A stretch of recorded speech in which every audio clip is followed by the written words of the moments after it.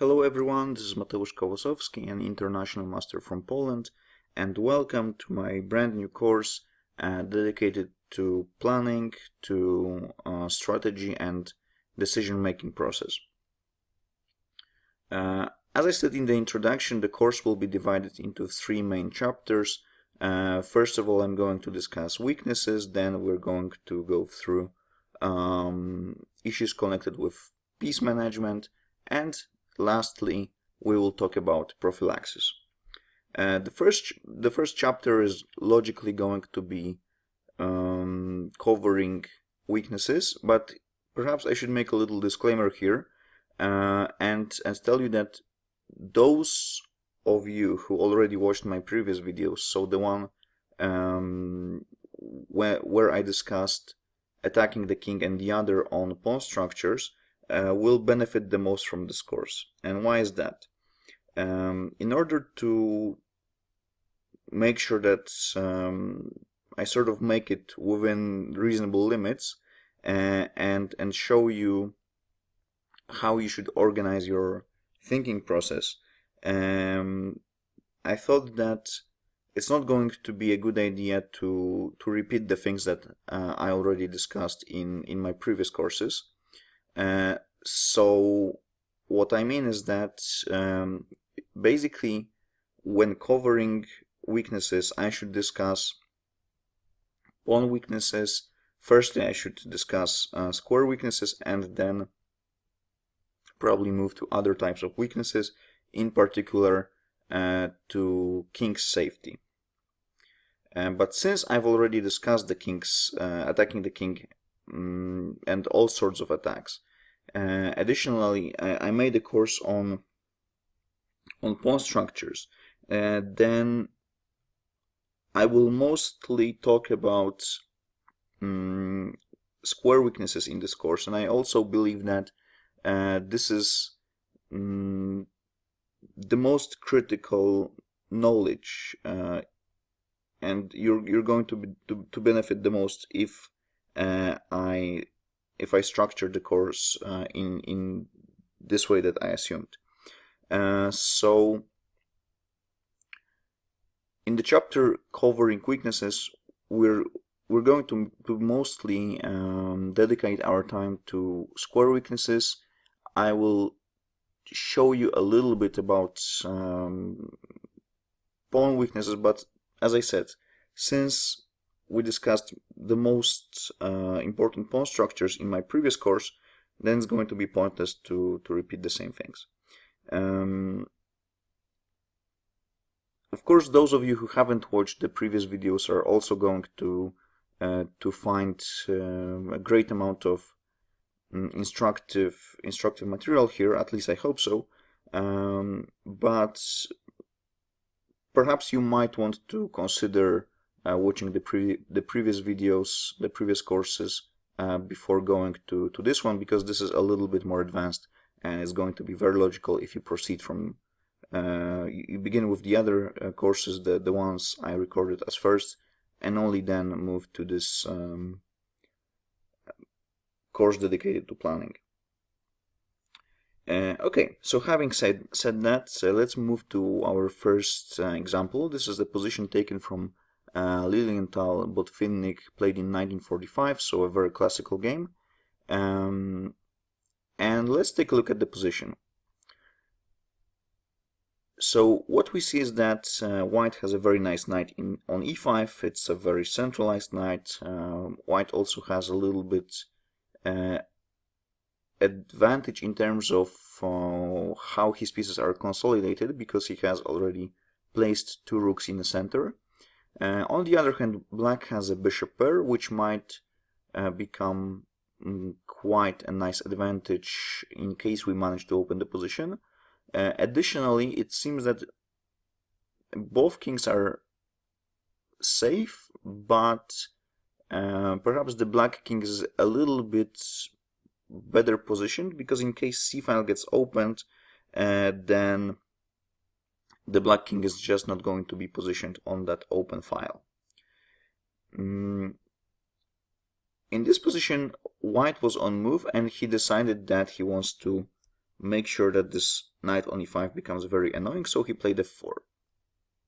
And this is a very typical pawn structure, and we're actually going to take a look at such a pawn structure in other examples as well. So basically, white has two pawns on f4 and d4, supporting the knight on e5, and of course, as soon as we take this knight on e5, we get rid of the bishop pair. Of course, white gets doubled pawns, but those pawns are going to be very strong, very nicely positioned in the center. They're going to be centralized, and they will restrict our pieces as well. So it doesn't seem to be a good idea to take the knight, at least straight away. What we need to do is to look at this position from the perspective of weaknesses.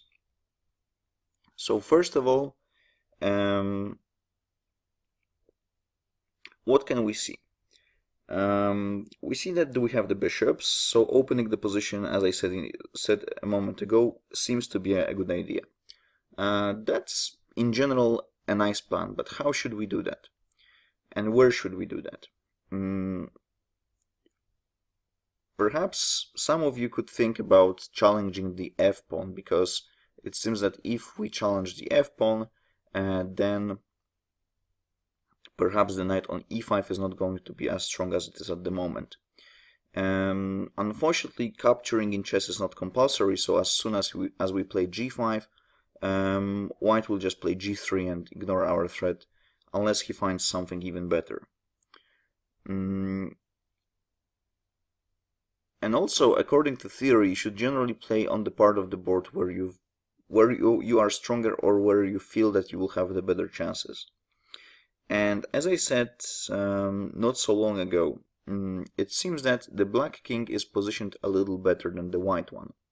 This is connected with the fact that the black king is placed on b file and the white king is placed on c file. So in case c file gets open, we will not have to really be afraid about our king getting into some danger.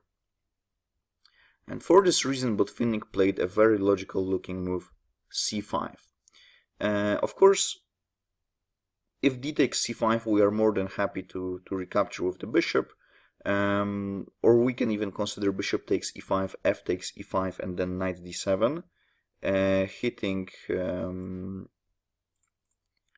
those two isolated pawns at the same time.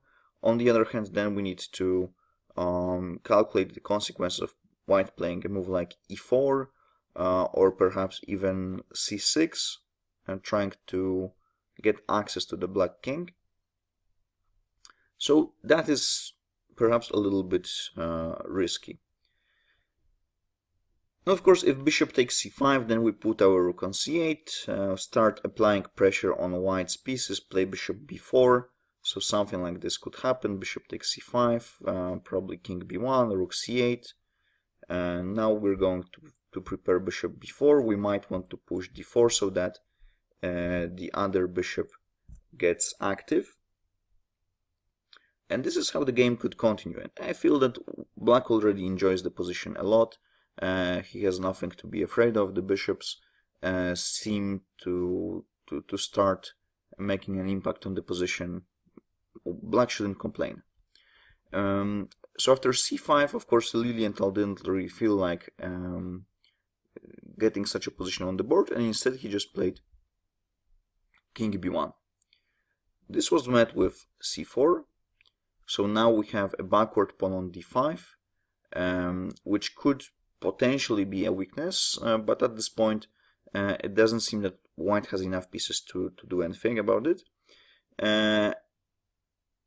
And the benefit of making a move like c4 is that now we have a majority on queenside. And since the position in the center might get closed, at some point we might want to consider playing with our pawns on queenside by means of b5, a5. Of course, that needs a little bit of preparation, because at this point b5 would just run into knight c6. Well, this can be considered as an idea. But most importantly, this challenges the white bishop on d3, and as you see, white has this difficult decision to make. He can either play bishop f5, exchanging the bishops and exchanging the bishop pair, or he can just play bishop e2 or bishop f1. The problem with the latter options is the fact that in case we play bishop e2, we're just moving our bishop to a worse diagonal, and this one seems to be quite important. So perhaps black might be able to rearrange his pieces and put this bishop on f5 square, first preparing this move with g6. In case bishop f5 comes, this already looks very dangerous for white. Therefore, white just played bishop f5, queen takes f5. And as you see now, the bishop on e6 is gone, so we have to be a little bit concerned about our backward pawn on d5. The pawn on c4 made the scope of black's bishop a little bit bigger, so that's something quite important. And of course, potentially, as I said a moment ago, a6, b5 could prove to be quite a good and serious attacking idea. But this is the most important position of the game, and this is the most important position for us, certainly. This is the moment where we really need to make our decision, and it's not that clear what we're supposed to do. A moment ago we tried to open the position, we had a bishop pair, everything was very logical, we tried to attack our opponent's king.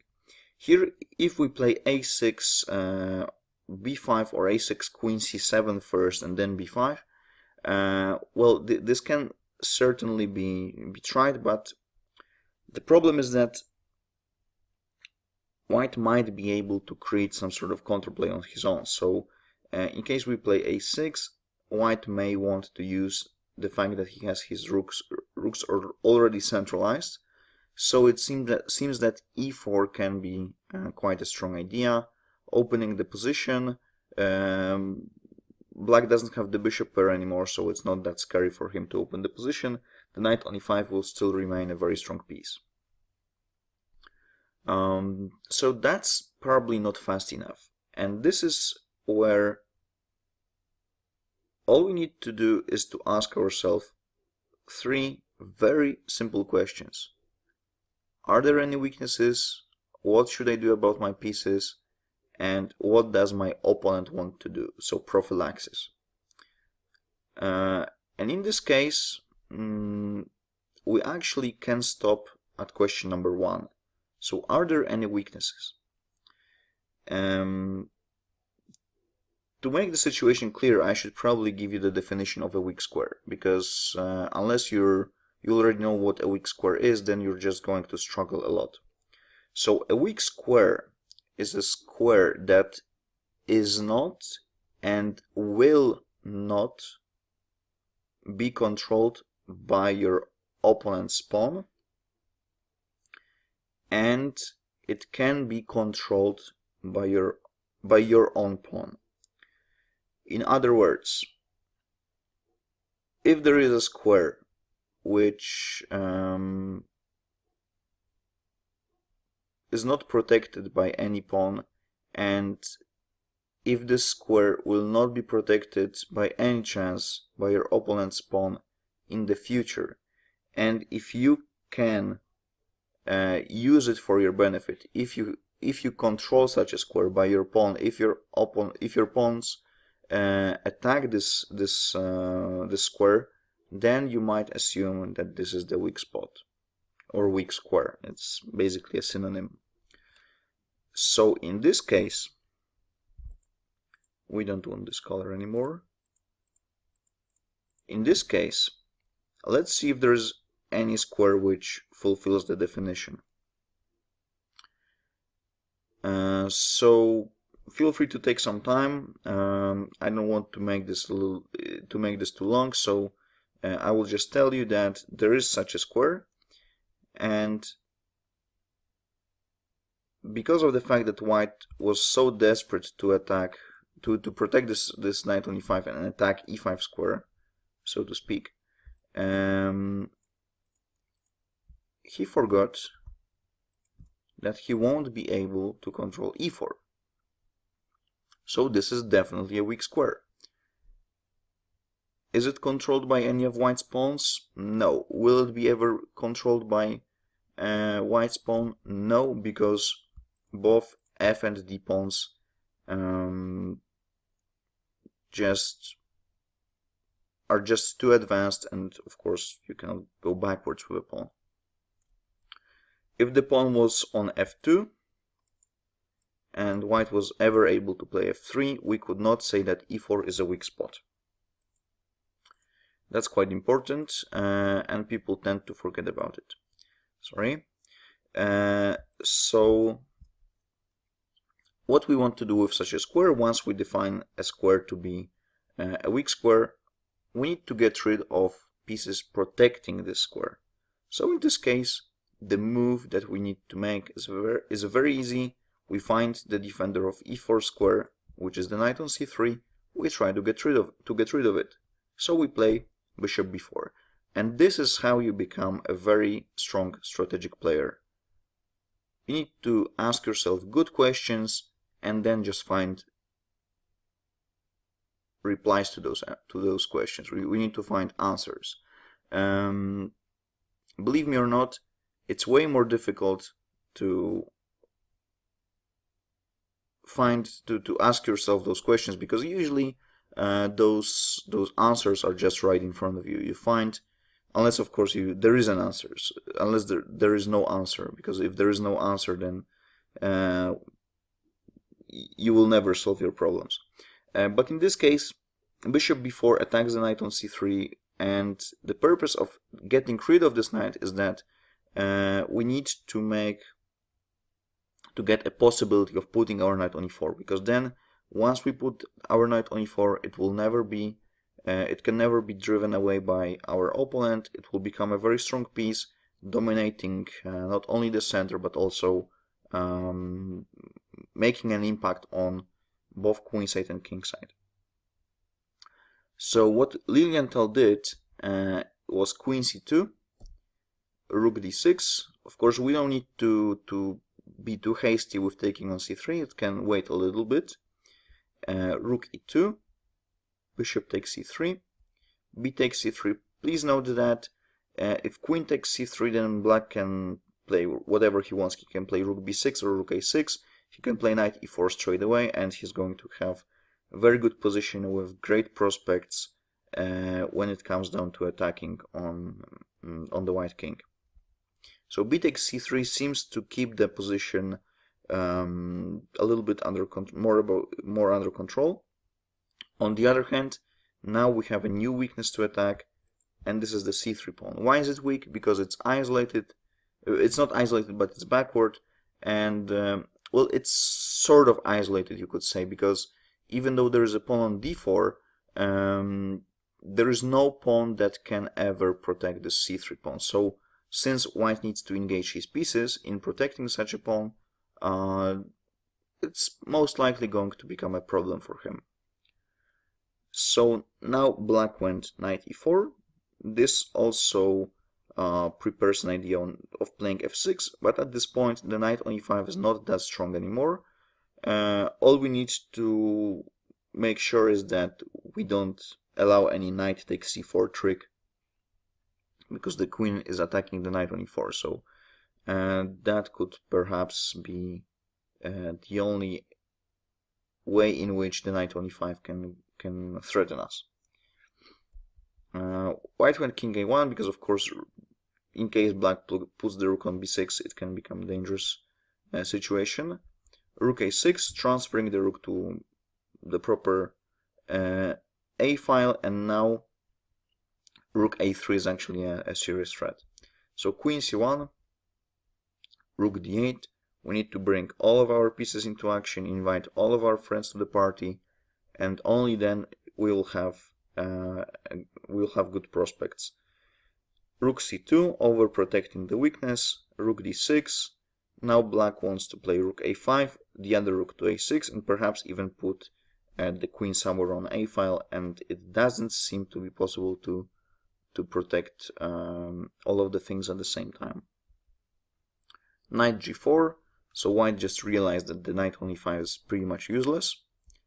Rook g6, h3, h5, knight e5. You might want to think. Well, you might be thinking, what is actually black trying to do with rook g6? Because we just said that he was supposed to attack on king side. The thing is that strong players, whenever they realize that they have a very dominant position, they sometimes do not go for the most aggressive continuation. As a matter of fact, sometimes it's better not to rush and allow your opponent to make a mistake. Here, I think that Botvinnik just wanted to create perhaps some other weaknesses, and he wasn't really sure whether he wants to play rook b6 or rook g3, because rook g3 also attacks white's position, and it sort of creates the second front, and it's very difficult to defend whenever you're attacked on both parts of the board at the same time. So this was actually a very creative attempt to pose white with even bigger problems. All in all, black went rook g to b6, which seems to be more logical and also strong enough. Knight f3, queen a3. Another strong move could be f6, simply to make sure that the knight on f3 is never going back to e5. But as we said not so long ago, the knight on e5 wasn't that threatening, and in fact white might be interested in playing knight d2 in order to get rid of the knight on e4. That wouldn't really help him, but well, he needs to try something. There was queen a3, and of course black voluntarily exchanges the queens, which might seem to be unreasonable, but on the other hand, whenever you calculate this position, you realize that the pawn on c3 is just going to fall.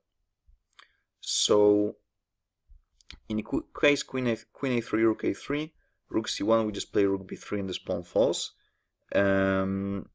So that's why white just played knight g5.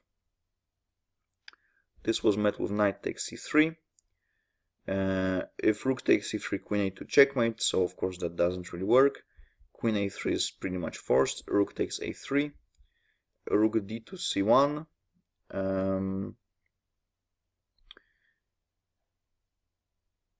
Of course, rook d2 doesn't really work because of rook b1 checkmate, so rook d2 c1 is the only move. Now knight b5, knight f7, rook e3, and it's just a matter of converting this advantage. Black is pretty much winning. The pawn on d4 is going to fall. If not that, then also we have a passed pawn on c file. Knight a3 with some tactical ideas. Rook e4 may come, so it's all about collecting what remains weak in white's position. Knight e5, king c7. So first we need to sidestep knight d7 check, g4, knight takes d4, rook d2, knight e2. The rook is hanging, so rook e1, knight c3 back, and that's a very nice trick. If rook takes e3, rook b1 checkmate. And this is where Lilienthal just decided to call it a day, and he resigned. As you see, black has everything under control. In case he goes back with like rook c1, we can just take the pawn on h3, which seems to be quite an easy move to make. It seems to be enough. If not that, then also rook e2, simplifying the position by force, also seems to be a very strong continuation. The key to understanding how black won this game is this very simple question: what are the weaknesses? Are there any weaknesses? Once Botvinnik spotted the weak spot on e4, he just made very simple moves, and all he did is actually answering those questions.